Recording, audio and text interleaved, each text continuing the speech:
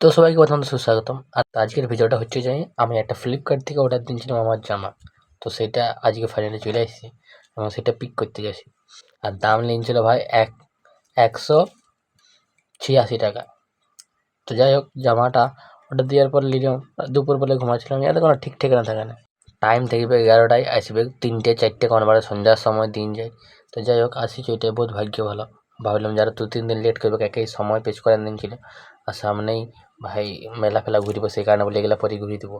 এমনিতে ঘরে চেঁচা ছিল, কম দামে জামা ভালোই পেয়েছি। তারপরে চাকুটা নিয়ে এলাম। চাকুটা নিয়ে আসার পরে এটাকে আনবক্সিং চলছি, মানে মানুষ কাটছি না আনবক্সিং করছি, এগুলো বোঝা মুশকিল যে বলে চাকু। আর এক হাতে ভিডিও আর এক হাতে আনবক্সিং করলে যা হয়, সেই কারণে নষ্ট করে বার করলাম।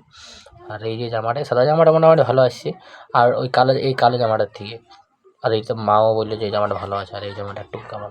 তো যাই হোক, আজকে এখানেই দেখা যাচ্ছে আবার পরের ভিডিওতে।